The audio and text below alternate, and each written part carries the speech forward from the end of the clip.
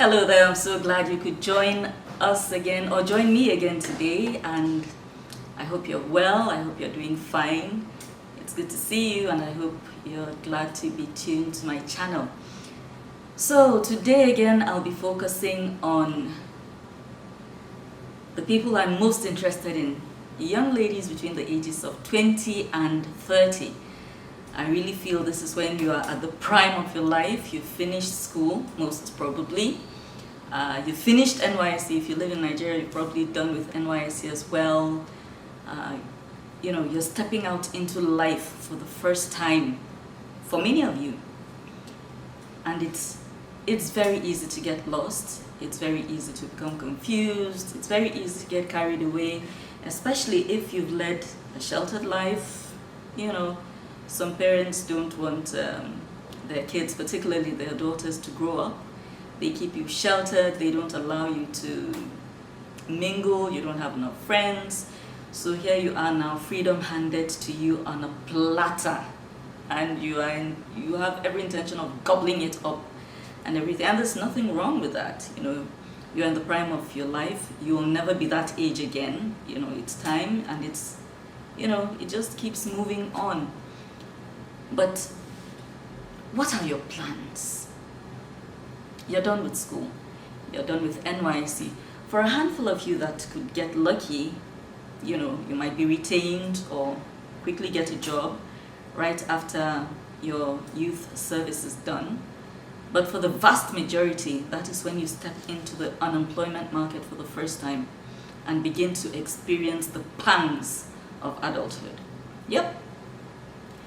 I know we've all been there. When you're a child, you keep fantasizing about all the things you'll do when you become an adult, and you forget that you will need money to do these things.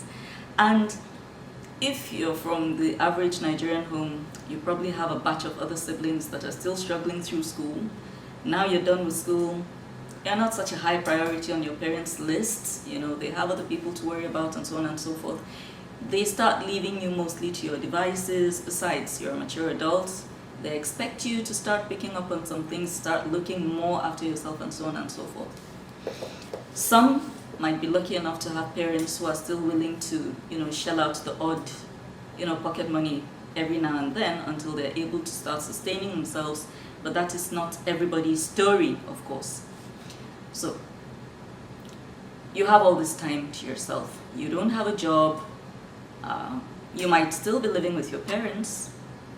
That's a reality for most of you at this stage. Now I would say that this is a very, very good time to improve yourself. Every day you wake up, do something that helps you on your path to growth.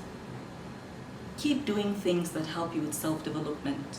Some of you might decide at this point that you want to further your education. You want to get your master's degrees. Some might go all the way and get their PhDs. And of course, if you're able to do that, then you stand a better chance of getting a job in the academic sector, if that's what you want.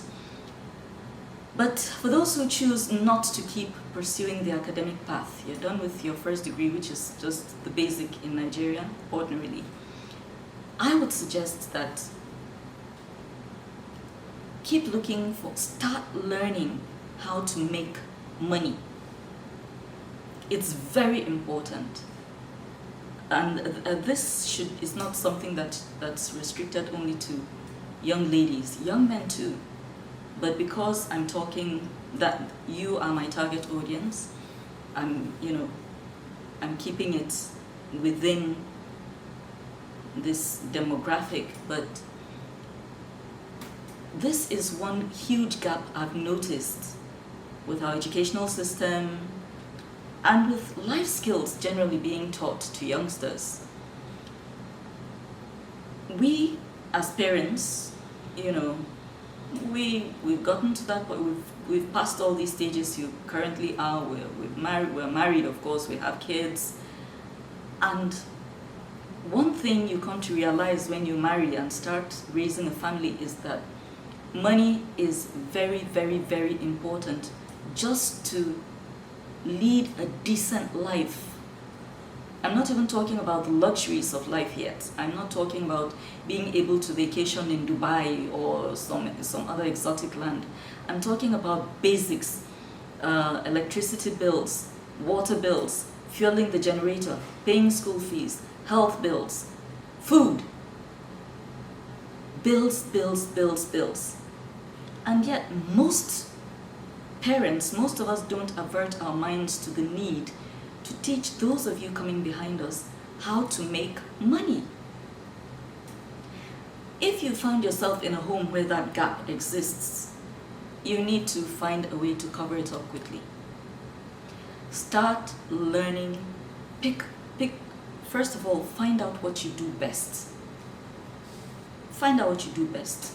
Find out what interests you.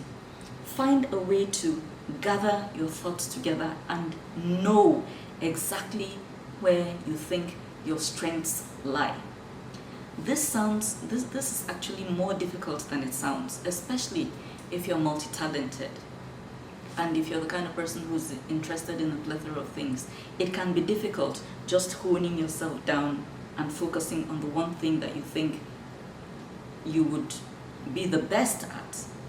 But let's say you've scaled that hurdle and you feel that your strengths lie in, let's say for instance, fashion. You love fashion, you want to learn how to make clothes and so on and so forth. That's all very good, you're picking up a skill. Now, after picking up a skill that you're going to add to the academic qualification you already have, the most crucial part is you have this skill now. How can you make it earn you money? There are a lot of talented people out there who go to bed hungry every night because they have not been able to hone the skills. They have not been able to structure their skill set in a way that it brings in or attracts money.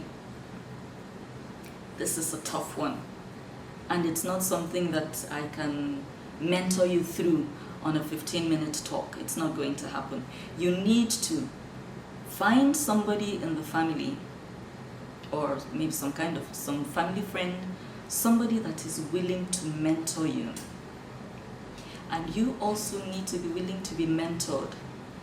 This is the point in your life where your attitude is going to be everything. You will need to humble yourself. I know that doesn't sound good. You didn't go through all that stress in university to come and start humbling yourself for anybody, but it's the means to an end. And if that's what you've got to do, that's what you've got to do. You'll need to humble yourself. You'll need to open your mind up to be mentored. You'll need to be a little patient for the payoff. You need to find how you will latch yourself onto that one person within the family or that one person you know that seems to be thriving, seems to be being the key word, the key phrase here, because sometimes all is not as it seems. That particular fashion designer that you think is so successful as a result might actually have 2 or 3 other side gigs that are actually financing this hustle. So the money isn't actually coming from this. And that's why you need mentors, people who are open and willing. You'd be shocked. There are so many of us that are waiting for you to ask questions so that we can share the knowledge we have, But when it looks like you're not interested or you can't be bothered, nowadays you don't really want to start a conversation that won't be, listened to. So you're like, okay, well, maybe there's no need for it. Maybe you already know everything you need to know, and we keep quiet. But you'd be surprised if you stretch yourself, go out there, latch yourself onto a mentor. In fact, let me give you an outrageous idea. Latch yourself onto that mentor. Tell them that, sir or madam, if you would allow me to understudy you, I want to work with you for 3 months, completely free of charge. I promise you that I will exert myself, I'll put in my best, I'll give you my best, I'll be hardworking, I'll meet deadlines, but I want to learn. I want to learn how you keep your business going. I want to learn what goes into keeping this business thriving. I really want to understudy you. And I want you to, if you would be willing, I want to be a protege to you. I want to learn. Would you be willing to mentor me? Most people would be shocked to hear you say this. You want to work 3 months? Absolutely not. Most people will take you on. That's what is called volunteering now in many of these NGOs. You know. So go and volunteer somewhere at a business that is thriving. You know, talk to the CEO. Tell them that you want to shadow them, that you want to study them, you want to know how these things are done, because you want to apply it in your own life, and you could get lucky. Now, I know there are people out there who are selfish.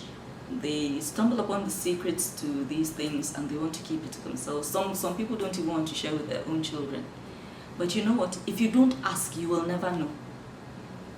So is it not better to at least ask and be rebuffed than to not ask at all because, oh, you are so sure that he or she will refuse? So whatever you do, between that period when you finished school and when you're waiting for your life to take off, and don't wait for your life to take off. Life happens every day. Don't put your life on pause for any reason.